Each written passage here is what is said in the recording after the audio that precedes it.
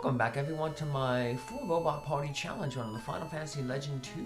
Last episode we left off at the dragon race here, and we got left in the dust of the other three racers, which could be, I guess, a problem because we also have the slowest dragon, but that was intentional. This is where we only have to fight one mini boss. Depending on the dragon that you take, determines how many bosses you have to fight. The faster the dragon, the more bosses you have to fight. So, fastest dragon gets 4, next fastest gets 3, the second slowest dragon gets 2, and then the slowest dragon that we have here has 1. Basically, we're going to encounter the other racers up ahead, and they'll be knocked out, and they'll basically say that we ran into monsters here, another team beat them and took the Magi.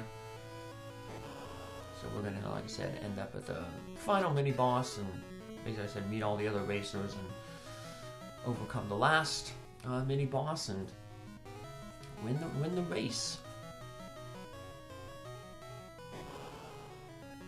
Nothing much to these races.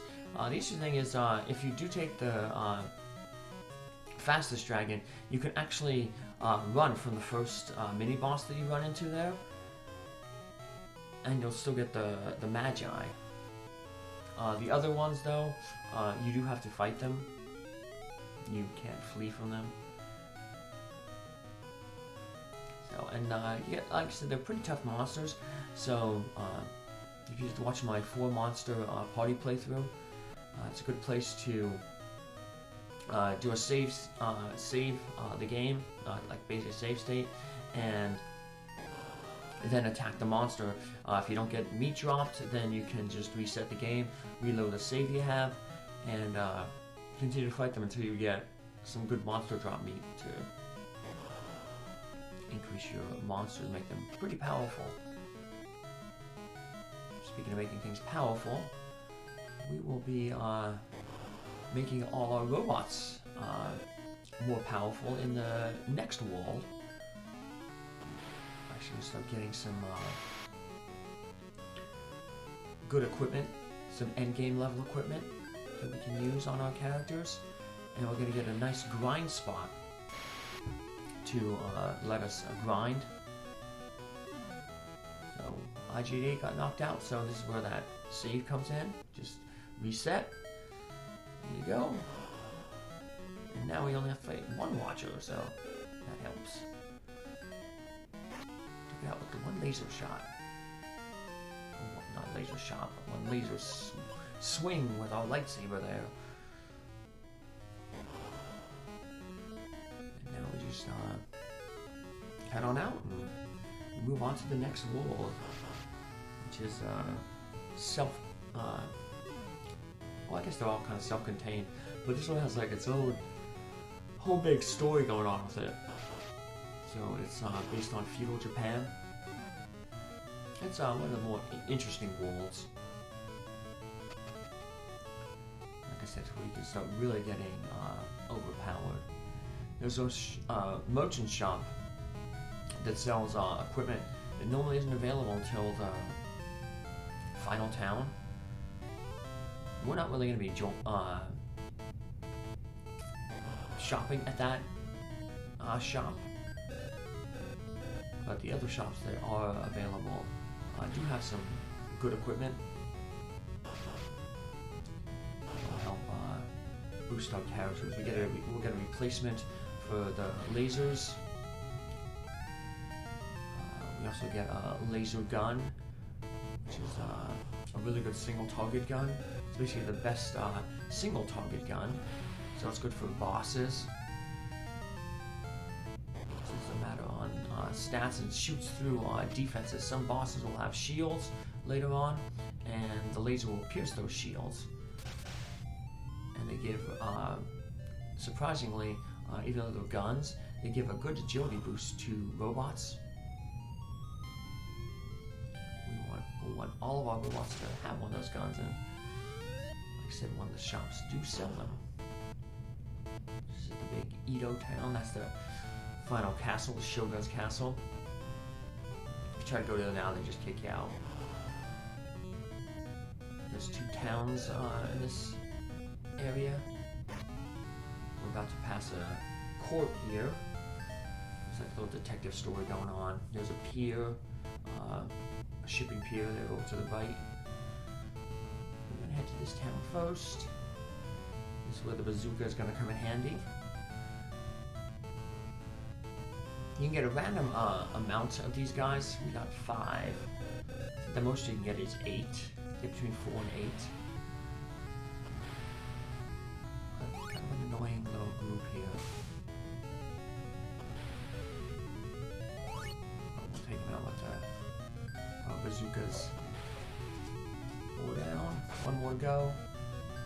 Just finish off the laser sword. And then we'll get to meet the detective here, who's going to be joining our party. Hannah. Her big story is her father was a detective. She's taken over for him, and he was investigating a smuggling ring led by this guy Ichigoya. He is the merchant who I said sells really good equipment that isn't available until the last town in the game.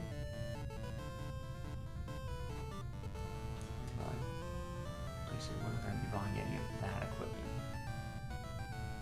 So go here, talk with her.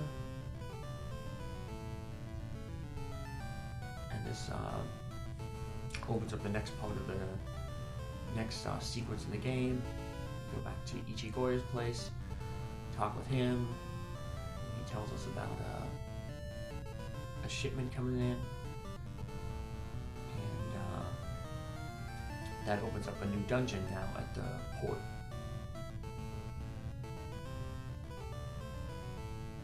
Ichigo is a smuggler. The fun thing about this game was it was supposed to be what's it called? Opium in the unedited version. But when it came over to America, drug use and religion stuff was being censored by Nintendo. They changed it to bananas, so it's a banana smuggling ring going on. Oh, bananas. My rats are big fans of bananas. My first female rat that I got, Twilight, she really loved banana baby food. That was her favorite thing to eat. There's that turtle guy. He's actually one of Hannah's employees. Here's the boat. Not a lot of treasure on this boat, but the treasure that is on it is really, really good, and you don't want to miss any of it. We'll get a free laser gun. We'll get a tank, which is going to be the replacement for the bazooka. Tank is a very interesting piece of equipment because it also functions as a shield, so it has a chance to block physical attacks. So a monster tries to hit you with like a sword or their claw or their bite attack. The tank will actually block it, so it does good damage to an entire group, and it, like I said, can keep the robot defended.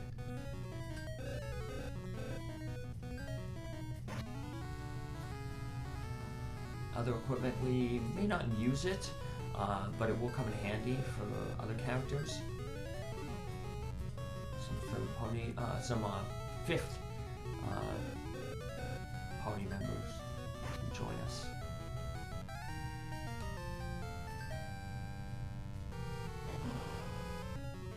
Those hermits, we saw them back in Venus's sword. So you got to see just how much more powerful those monsters were that we fought in Venus's sword. And this one just sounds to be really, really annoying. It keeps blocking with the shell. When I did my normal party playthrough, the monster I had was P, named after a rat P, and he was apparently very, very crabby. So I always just to honor him, I used all crab type monsters. They're a pretty good monster for in the front because they have high defense and they have that shell ability, so they can be a decent tank. So I'm just going to pass down that laser sword onto MSE6. That'll allow him to use the Aegis shield now. He has a weapon. There's the tank that'll replace the bazooka. Eventually, MSE6 is gonna get a tank. That's gonna be his like go-to weapon, basically. But now I just have that shield that allows him to use the Aegis. Or that laser sword that allows him to access the Aegis. And like I said, see, that covers the party, and that now all our characters have protection from all.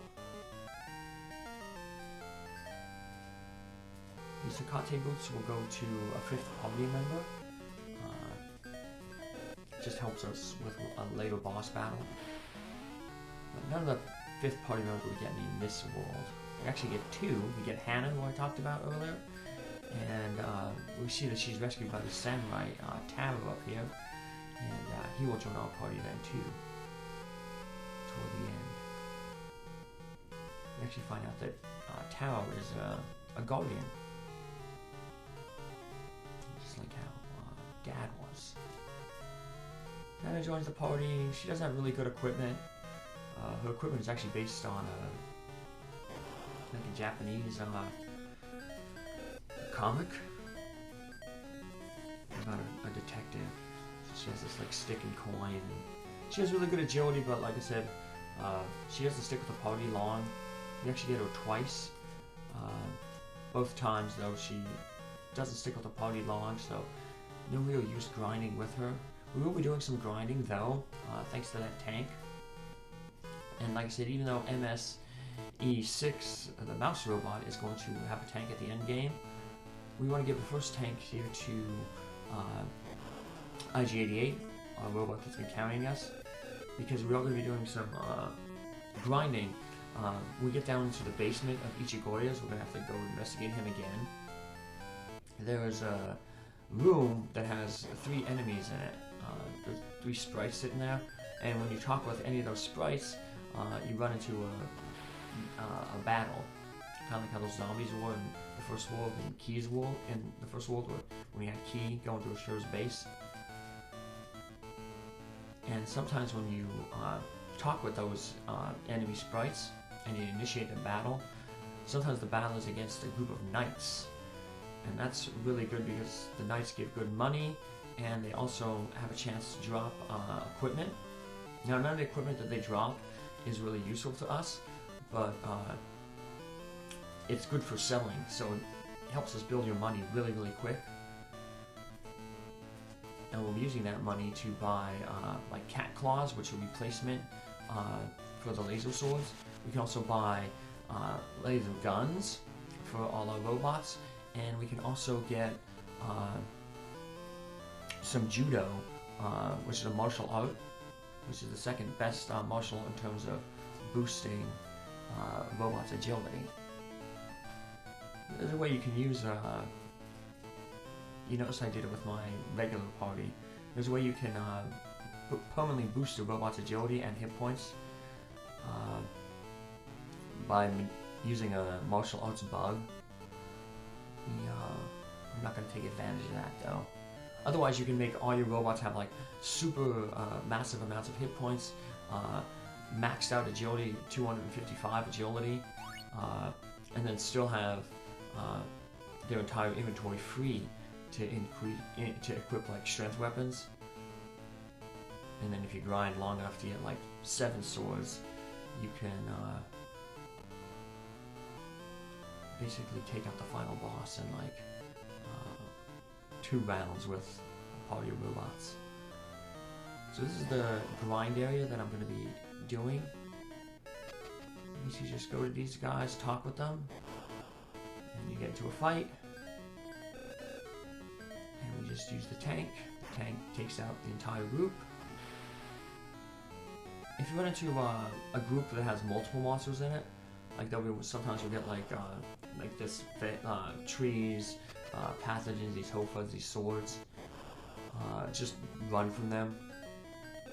But like I said, you really want to fight on basically the night groups, The Watcher groups are also pretty easy to fight because they pop up often and often in large numbers. They won't drop any equipment, but still, they're a decent source of money. Yeah, the Knights, though, they're the real source of the money. They can drop ice swords, flame shields, ice shields, all of which you can sell at the shop. I'll show that shop off, and that's the shop we'll be getting, like I said, we'll basically be replacing all those laser swords with cat claws, so we can pretty much get our 2 agility robots, which will be Forlom and IG-88, almost to their final build. And then, like I said, we can also buy some guns and stuff for PLNK and MSC6 there. There's a flame, so to sell that.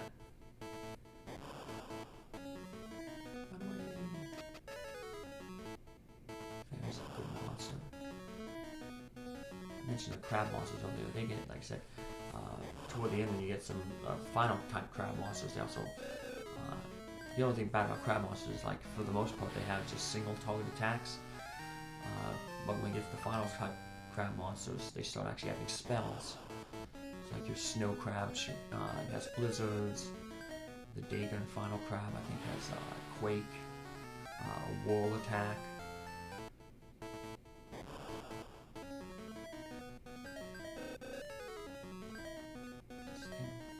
There's some pretty interesting things on one of the one of the abilities that Hannah has there is Temptat. You can do an interesting glitch, an overflow glitch.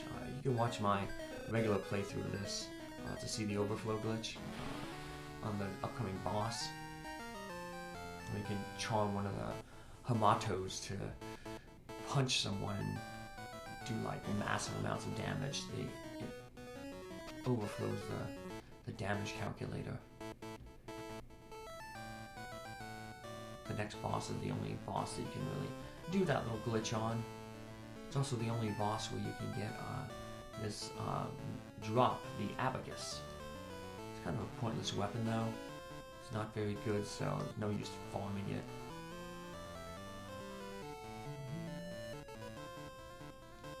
So much more stuff. I thought they were going to have ninja gauntlets here, but they don't. We're going to want to get ninja gauntlets for all our robots. They're available in the last town. And they give a weapon, which basically cuts damage from physical attacks in half. So yeah, there's the cat claws we want to buy. And then we also want to buy judos and lasers. I said we'll be doing, I said I'll be grinding off screen, but all the grinding I do, it takes me 5 times. I do this grind coming up 5 times, and that basically gets me enough to pretty much set up my characters. Now they won't be fully set because there's still a final dungeon to go to, and then the world after this is an optional dungeon. You don't have to do it, but it has really, really good equipment in it. And it'll basically set some of the robots up basically to their final form. So yeah, finally IG-88 will not have to carry the entire team on his back anymore. Which is good because, the boss of this world, the final boss, actually pretty tough. So I'm going to just stop here. I'll do all the grinding off screen, and I'll catch you back in the next episode with my robots, much more powerful. Take care. Bye.